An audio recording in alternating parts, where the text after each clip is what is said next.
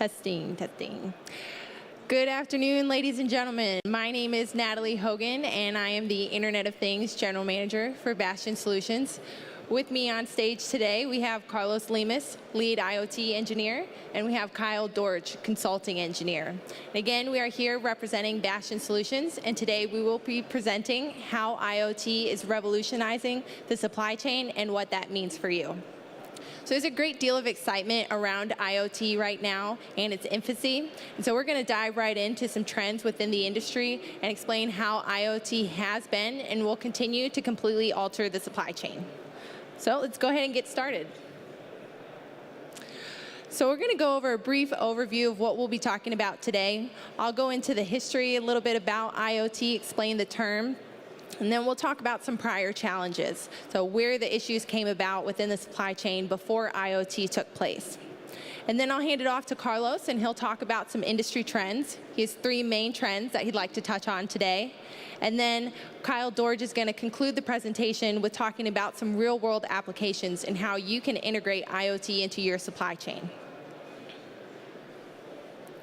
So 87%. This is the percentage of people, according to the Equity Group's most recent study, that prior to the survey did not know the term IoT. So if you're out there today and you're thinking, I don't know what IoT is, well, don't worry, because you are part of the majority here. And so what we're able to do is actually provide you with a lot of information on IoT, and I'm hoping to get to that here today. So there are plenty of people out there who work in and around or have a passion for technology. And for those of you who do, a lot of people forget that IoT is not as commonly known in the industry as some of you may know. So IoT is what we plan to present on today and to provide you with a little bit more information. So the term is actually 19 years old. For a term being close to 2 decades old, you'd think that there'd be a clear-cut definition for what IoT is. Unfortunately, there's not. But one definition that our group has come to appreciate is that from Vodafone IoT barometer. And we define that as a system that connects devices to the internet, turning them into intelligent assets that can communicate. So I'll go ahead and repeat that. A system that connects devices to the internet, turning them into intelligent assets that can communicate. So essentially, to break that down for you, what we have are sensors that are added to everyday devices. Those sensors collect data, and that data is sent back by way of the internet to allow people and machines to communicate. And so really, I hope that provides a better understanding of what IoT is. Again, this term has been around for 19 years, close to 2 decades. So right about the time that cell phones came out and became very popular in mainstream, that's what we're looking at as far as a time frame. So that's how long the term has been known, but the concept has been around for much longer. So I'm going to go over 3 ideas of IoT within the industry prior to the term coming out. So the first one that I'm going to touch on is the ATM. So there was a gentleman, a Scotsman, John Shepherd Barron, and he was relaxing at the end of a long day, thinking over what he had done, and remembered that he walked right up to a vending machine and got a candy bar. And it was very simple, very easy, and he liked it. And he thought, if I can do this, it's so easy, why can't I get my money that way? And so he contemplated the idea and then brought it to a bank, Barclay, in London, and pitched the idea. The bank really liked it. They said, you know, that would be nice. That's a good feature. So it took a couple months, but they were able to implement this idea, and that came about the first IoT adoption. So you have your financial information that's accessible by the internet and being able to get that money right away. So that was the first implementation. The second one I'm going to talk about was actually at Carnegie Mellon. So some computer science graduate students had connected sensors to a Coke machine. And the story goes that at Carnegie Mellon, there are several different Coke machines on campus.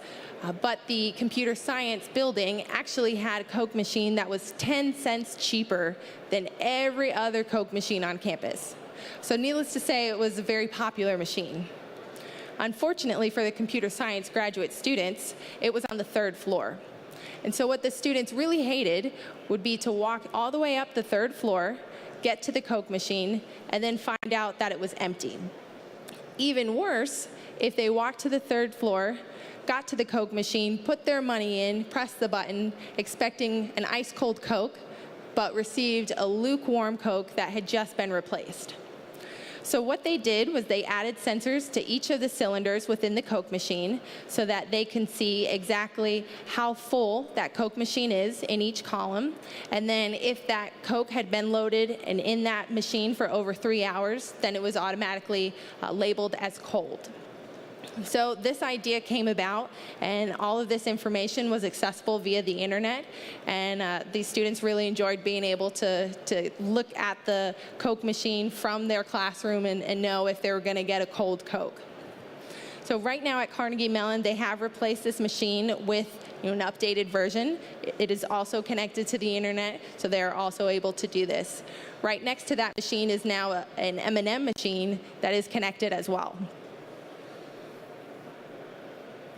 And the last concept that I'm going to talk about is the toaster that was connected to the internet. And so in 1989, John Romke was challenged by the president of the Interop Internet Networking Show. And the president said, if you're able to connect a toaster to the internet this year, then at next year's show, we'll give you star placement. So Romke really liked this idea. He was very interested in challenges, wanted to show his strengths, and so he actually was able to connect this toaster to the internet, and that president followed through the next year, giving him that star placement. This toaster had one setting, and that was power. And so the amount of time that it was on dictated how dark that toast was. And a couple years later, he was actually able to make an end-of-arm tool to pick up a piece of bread and put it in that toaster. So he had the full automation a couple years after this. So right now, we have come quite a long way from connecting toasters to the internet. Today's consumer IoT devices consist of numerous different technologies, but really what we're looking at is Amazon, Dot, Alexa, lots of different systems that allow you to communicate via the internet to have really updated and successful technologies. You have different items like a drone that has numerous sensors on it, constantly collecting data about its environment to be able to fly an unmanned vehicle. You have smart refrigerators that can send you grocery lists while you're at the store. You can reorder your food while you're sitting there in your living room. It's come quite a long way. A figure that's out there now, it's pretty popular, is that by 2020, 50 billion devices will be connected to the internet. So again, we have come a long way from the toaster being connected to the internet, and like the word communication, IoT isn't going anywhere. So I'm going to touch on 3 prior challenges. So what happened in the industry, what the main issues were before IoT came about. So the first one here, lack of visibility. What we've seen there is that within the warehouse, a lot of times the main question tends to be, where's my stuff? And so with IoT, we're able to answer that question. We're able to provide that end-to-end visibility. And with products that are particularly sensitive, if they're time sensitive, if they're perishables, if they're impact sensitive, having that information of where's my stuff becomes increasingly more important. And particularly with consumers today, they want their products same day or next day delivery. So to be able to offer that customer service aspect, that's a benefit of IoT as well. With the lack of resources, people and time, what we're seeing there is that if, for example, you have a 700,000 square foot facility and your WMS or your ERP system is doing a great job tracking while your assets are in storage, but once they come out of storage and you're looking for that consolidation or that shipping, that time period, once those products are then moving within the warehouse, how are you tracking them? Unfortunately, a lot of people don't have an answer to this. But with IoT, we're able to find one specific item that you're looking for, and you don't have to spend time and effort and money sending one person out looking throughout an entire 700,000 square foot facility to find that one particular item. In addition, with IoT and with the lack of resources, we're now able to offer alerts, and alerts are a great option as well. If you have items that need to be alerted upon movement or a specific action that happens, you're able to know that right at the time that it happens, which feeds into that real-time feedback that we're able to offer. Being able to have alerts come directly to your phone or to your email, whatever the case may be, right when something happens, allows you to alleviate the issue of the extended time period of not knowing that something has gone wrong in the supply chain. When a problem happens in the supply chain, it's generally one of two ways that someone finds out. It's that employee running around frantic, looking for that warehouse manager, trying to get that person to realize, hey, we've got an issue, our products aren't here when we need them to be. Or it's that customer calling and complaining, saying, you didn't deliver what you said you'd deliver. So with IoT, we're now able to completely alter the supply chain and provide that end-to-end visibility that customers are really looking for. So with that, I'm going to hand it over to Carlos Lemus, our lead IoT engineer, and he's going to talk about specific trends within the industry. Thank you. Good afternoon. So like Natalie said, I am the lead engineer for the Internet of Things group. And yeah, today I just want to talk to you about some of the reasons that we can do Internet of Things today in the supply chain and materials handling industry, whereas previously it might have been a lot more difficult. So the first technological trend that I would like to talk to you about is mesh networks. So mesh networks is essentially the ability of devices to talk to each other without having to go through a middleman like a router, for example. But rather than going through the cryptic explanation of what the networking looks like and everything, let me just start off with an example. So when you're at home, basically what you'll have is you'll have a router, right? And then you'll connect your phone, you'll connect your voice assistant, your laptop, and then that's how they connect out to the internet. But one of the problems that you can see here is that if the router dies, then you don't have access to the internet any longer. Right? So you have a unique point of failure in this type of network topology. In a mesh network, every device can talk to each other. So for example, say that you have a laptop E that wants to talk to voice assistant B. Instead of having to go through a router, it can go through laptop A, which then relays the message to voice assistant B. So this still looks a little bit like that router architecture. So let's make it a little more complicated. Suppose, for example, that you go and you purchase another voice assistant, X. And now you want X to be able to connect to the internet. One of the things that's nice about mesh networks is that you can integrate new devices in real time. You don't need to do configuration. You don't need to set up the Wi-Fi and passwords and things like that. You have the capability of immediate integration into the network. So again, let's say that you want to connect it to the internet. What could happen is your new voice assistant X could go through laptop E, then A, and then through your smartphone C. And this is where it gets interesting, because if smartphone C has connectivity to the internet, then it can actually relay that message out to the World Wide Web. And one of the other nice things about mesh networks is that they can be self-healing. So say, for example, that your laptop A, its battery died, right? And it no longer can relay messages from one node to another.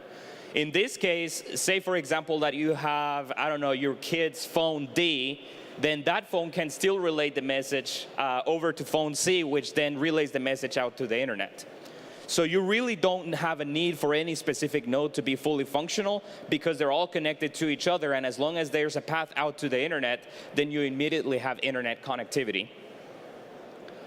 So you may be asking yourself, why are mesh networks not more heard of? Like, why is this, the first time I've heard of them? Or, I hear them mentioned every once in a while, but it's just not a big deal. And the answer to that is segmentation.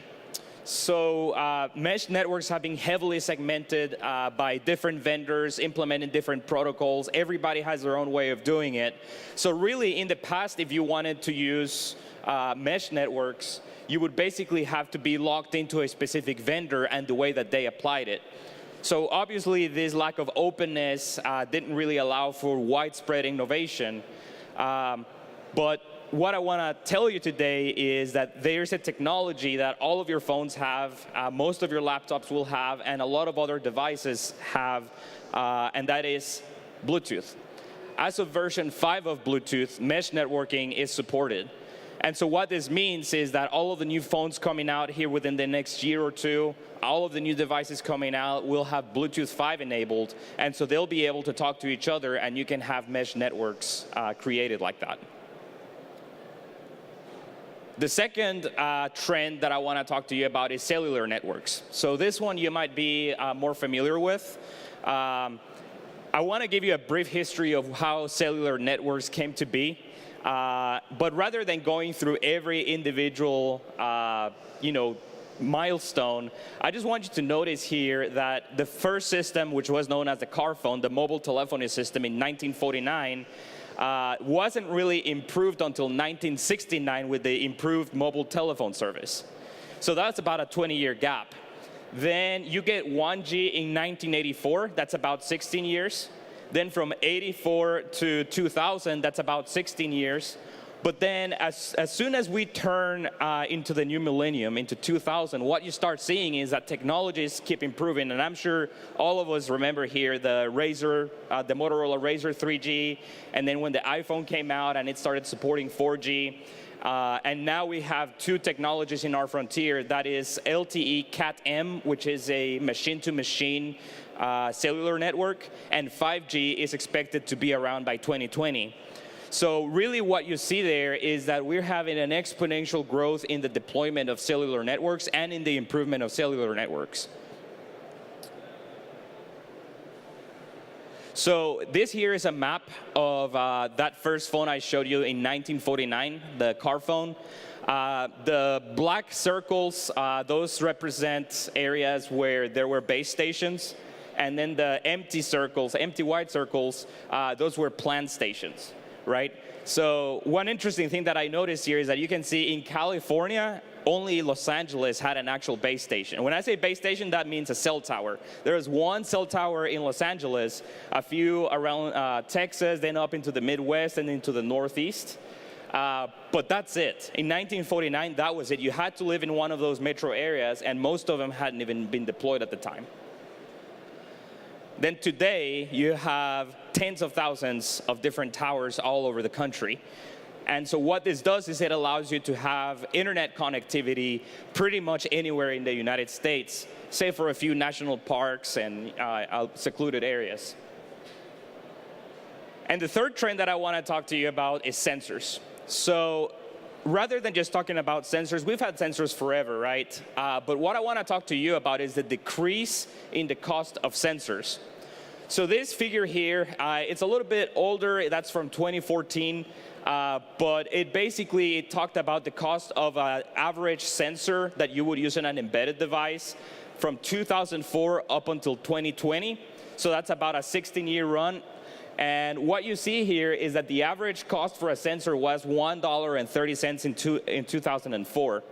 The projection for 2020 is 38 cents for the same average sensor. So what this means is that there is roughly a 23% cost reduction year over year for IoT sensors. What this means is that now you can start putting sensors on everything, right? So you can put, say for example, you have a shipment that you're trying to track and you want to get information about that shipment, like, what kind of impact has it had? What has the temperature been? What kind of humidity has it been exposed to? If you want to make thousands of these devices, right? If you had $1.40 per sensor, you might think about it twice. But if you're looking at 40 cents per sensor, then that enables you to build those solutions a lot more feasibly. So you can apply this to a variety of industries, everyday things. You can apply it to supply chain. You can apply it to materials handling. You can apply it to manufacturing. You can sense the world around you and build all kinds of applications from it. Again, because of the three trends that I mentioned, that is mesh networks, the deployment of cellular networks, and the reduction in the cost of sensors. So to give you some specific applications, to just kind of get you thinking about some examples, I'm going to turn it over to Kyle Dorch, who will tell you about some of the applications he's in. Thank you.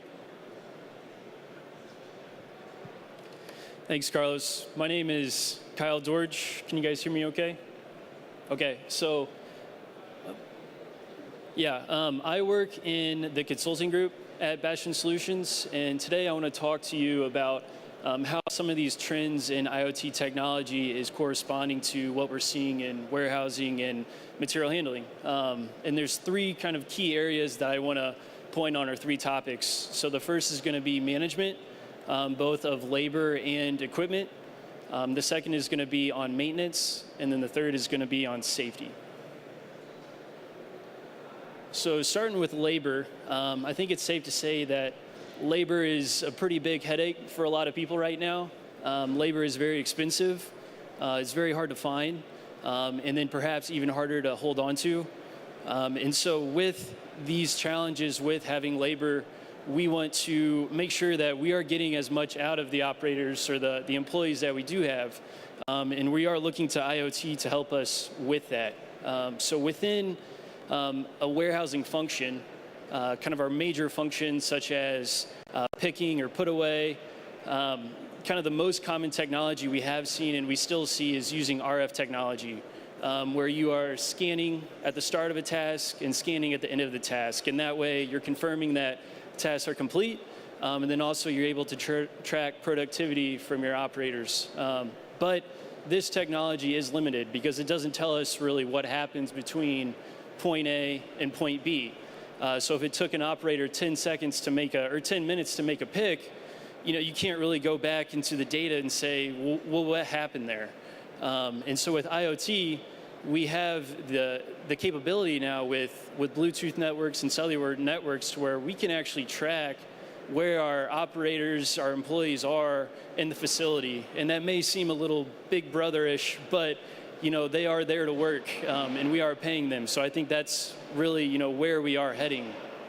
And so not only is it kind of a way to hold employees more accountable because they know that we can look back and see what they're doing, but then we can also kind of understand what are tendencies across operators. So if there's one operator that's picking 40 lines an hour and there's another operator picking 80 lines an hour, we can look back at what that slower operator is doing from the pick path they're traveling and kind of understand where they might be going wrong.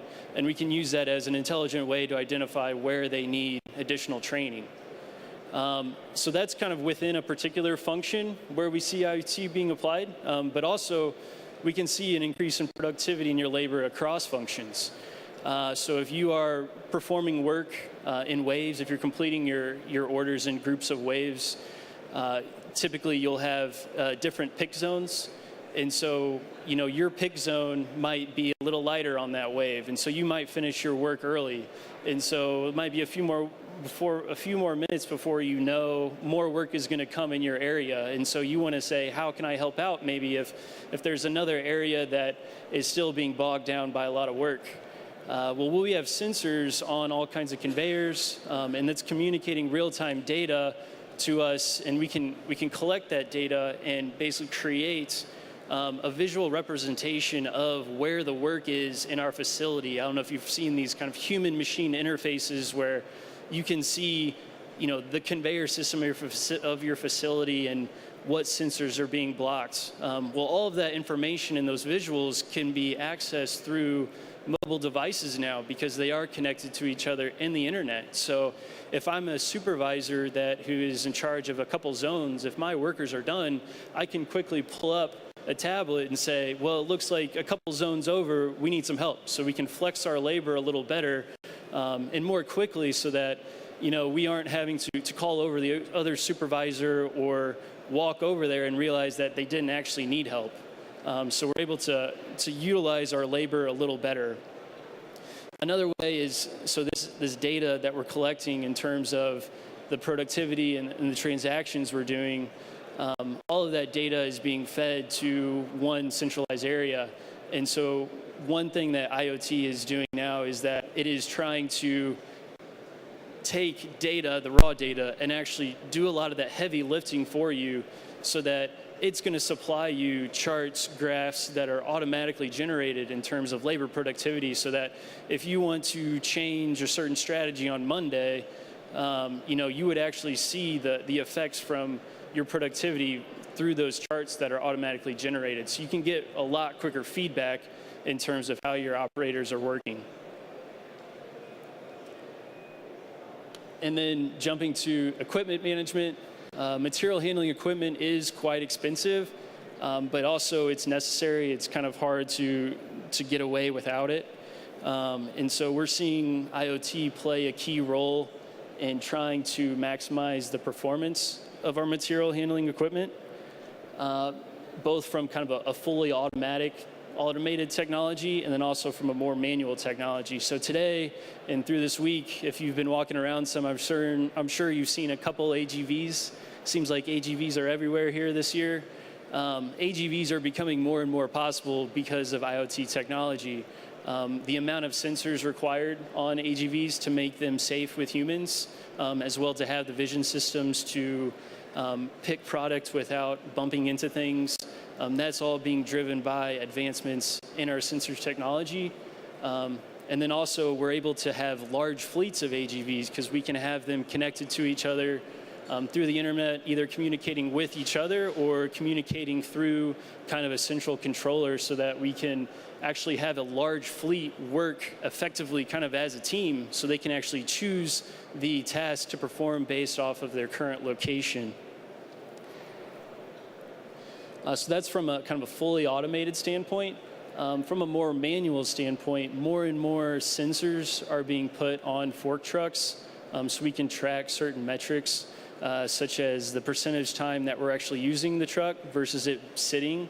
Also, the percentage of time that truck is traveling with a load versus with empty forks. And that gives us enough information to kind of ask ourselves and start doing the analysis on, do I have the right size of fleet? Do I have too many trucks because my utilization across the trucks isn't very high, or do I not have enough? How many trucks do I need on an average day versus a peak day? That gives you really good insight into determining how many trucks you need to buy or how many trucks you need to lease across the year. Another kind of important piece of information that we can track with sensors on forklifts is the battery levels of the trucks. So batteries are also expensive and can be kind of finicky when it comes to if you're not doing correct maintenance on them. And so we have sensors that can track the actual battery level on your trucks. And so you can take away that subjective piece from your operator of when to go take your when to go take in your forklift to go get serviced, and you can instruct your operator exactly when they need to go get serviced. And that way you are maximizing the output with each charge cycle without doing serious damage to your battery. Now we want to switch over into maintenance. It's kind of an unavoidable inconvenience. It would be great if all of our systems worked 100% all the time, and our systems typically are very efficient when they are fully running and operating, but that's not the case or as often as we would like.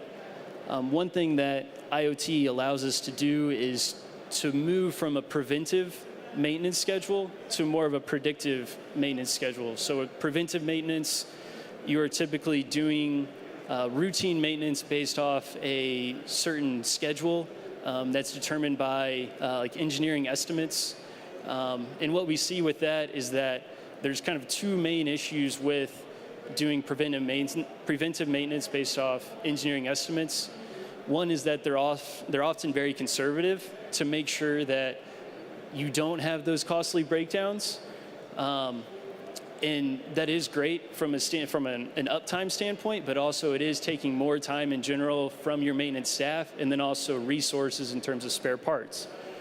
Another issue is that these engineering estimates aren't necessarily accurate, because the variance of when a part might need a break, or might break, or might need a change is so high and dependent on your warehouse applications. You know, how many shifts are you operating?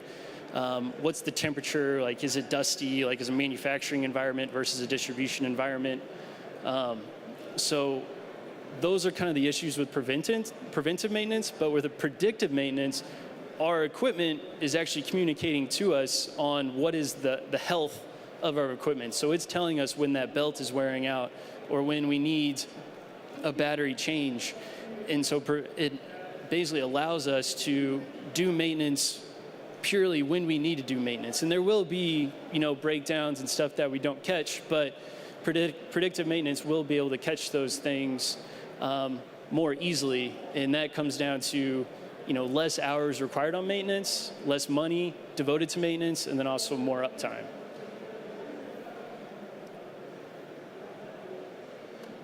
Another piece on maintenance that we want to talk about is kind of on the upgrades, and how we're trying to more future-proof your systems. It's kind of a hot word nowadays, is future-proof. And so with all of these systems being connected to the internet, we can actually push upgrades, patches, any type of fixes that are on a software standpoint wirelessly, either through the original equipment manufacturer, or they can provide it to us, and we can do it on our own time. And that's kind of a hot item right now with your smart cars. So when you plug them in at night, there's a manufacturer can run an update so that next morning when you get in your car, it's actually an improved car. And so the nice thing about these automatic upgrades is that you can do them during off-shift hours, where you have maybe no one in the facility, or maybe just one person in your facility watching it and manning it. And so it's not going to interrupt your operation by having it during off-shift. Another piece on maintenance we want to talk about is that not only is the equipment communicating to you its health, but it's also communicating that health to the equipment manufacturer as well. So they're getting really useful information on the performance of their equipment based off of the characteristics of their end user. And so they can identify trends in the failures that are occurring and understand where are their weakest points in their systems. And that can be the key areas where they devote more engineering time to improve. So I think we'll see moving forward, you know, just quicker responses on improving their equipment.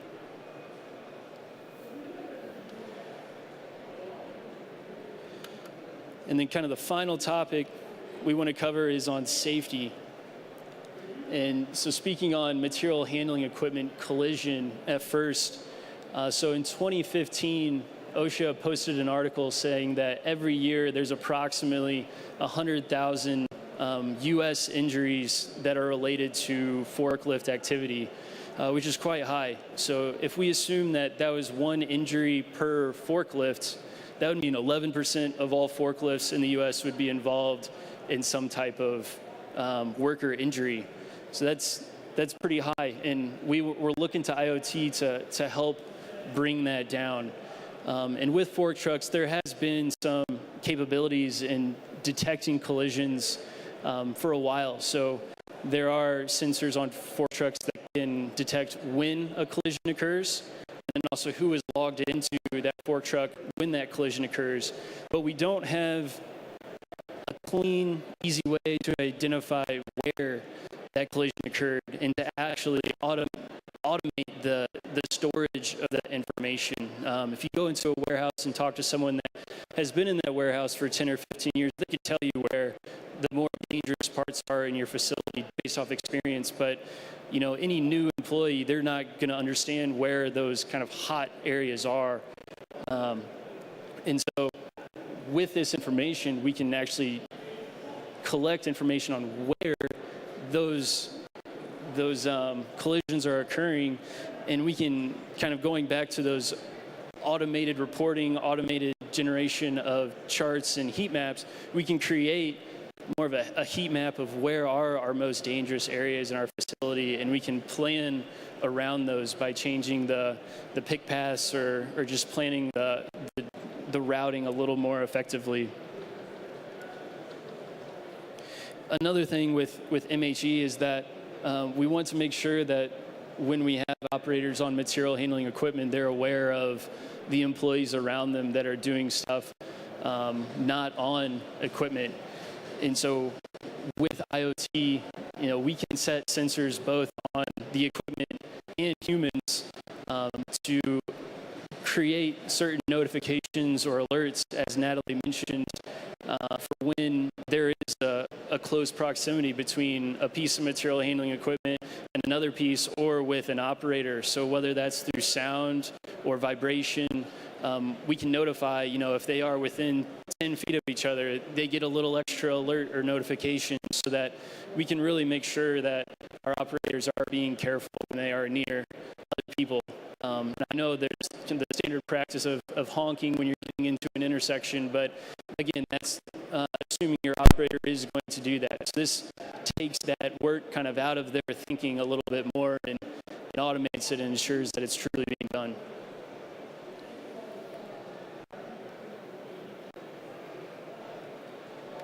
And then the last piece of safety is kind of, we touched on it a little bit, but want to talk a little bit more on wearables that employees can wear to track real-time their health. And so we've seen these things be pretty popular in the fitness industry for several years now, tracking the number of steps you take, your heart rate across the day, how much energy you're exerting. I think this is going to become more of an application in warehousing to better fit or better understand your employees' requirements in terms of, what is the frequency that we need to give these operators breaks, and how long should those breaks be based off the function they're performing. A lot of times right now, we're giving operators the same break schedule regardless of function. So if they're on a piece of material handling equipment versus doing a lot of walking, their break schedule may need to differ. And we can look at how their energy being exerted across time can play into that. Another thing is that it can also look into your productivity a little more too. So one way to understand if a new slotting method is more effective is how many steps is your operator doing in your old method versus your new method. So it gives you more visibility into the health of your employees to make sure that they are safe from a health standpoint, especially because they are spending so much time working at your facility in a day. And a lot of tasks in the warehouse are pretty manually intensive. So it's really just looking out for your employees. But that's about all we had for you guys today. If you have any questions, we're going to open it up to you guys for now.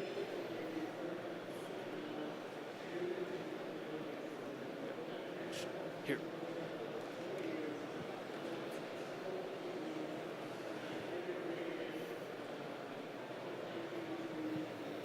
So a lot of the discussion that you had today was around assets and tracking of assets and how that plays into IoT, but what about more open loop type of use cases, like tracking goods as it's flowing through the warehouse, that they'll come in and then go out? Can you speak a little bit about the IoT capabilities there?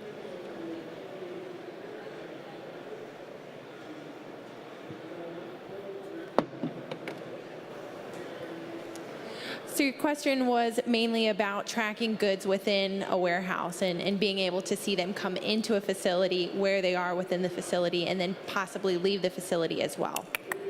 So that is absolutely an application that's now out there today. If you're interested, you can come to our Bastian booth and we'll tell you plenty about that. Unfortunately, Bastian doesn't have the capability to do any self-promoting here while we're on stage.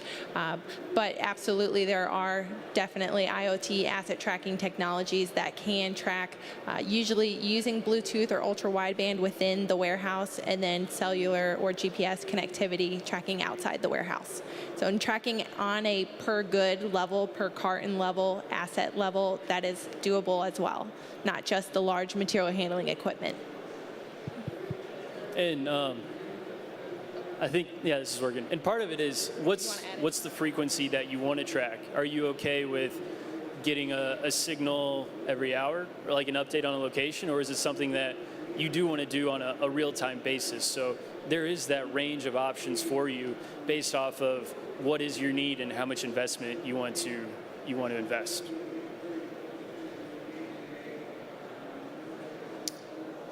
Go ahead.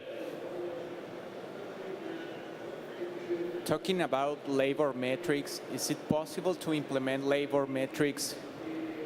Can you hear me? I can't hear you. Yeah. Can you hear me now? Yeah. All right. So go ahead. You can speak into the microphone. Talking about labor metrics, is it possible to implement labor metrics with current cell phones, for example, or do we need to have special sensors additional to the common technology that every employee has in the current days? In order to get what kind of thing? What kind For of example, labor metrics, for example. labor metrics? Yes, labor Okay, metrics. I'll cover that. Yeah, so the question was, how can you measure labor, right? Like, do you need any kind of special device, or can you already use pre-existing devices? The real honest answer from a technological point of view about that is that you can use already existing smartphones. Most of the time, you know, if you have a team that can develop an app for you that can use some of the, and some of the new phones actually have even things like heart rate monitors. Right, so if you want to be able to track, you know, how hard is this person working, you know, are they having any issues, and, you know, monitor their health, make sure they're doing okay, you can do that with a smartphone. The only unfortunate thing about smartphones is that often they're not robust enough for an industrial environment. So if you're dealing with a place that has a lot of vibration, or that, you know, if you're, I don't know, several feet above the ground and then you drop your phone, obviously it's going to shatter. So I think the only shortcoming about already existing smartphones is precisely that they are not rugged enough. But even for that, you can find cases out there that are meant for industrial use cases. But yes, absolutely, you can use already existing smart devices in order to have those types of applications.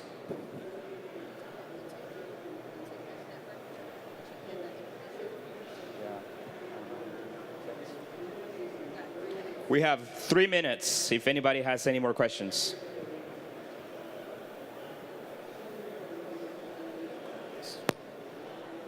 Thank you.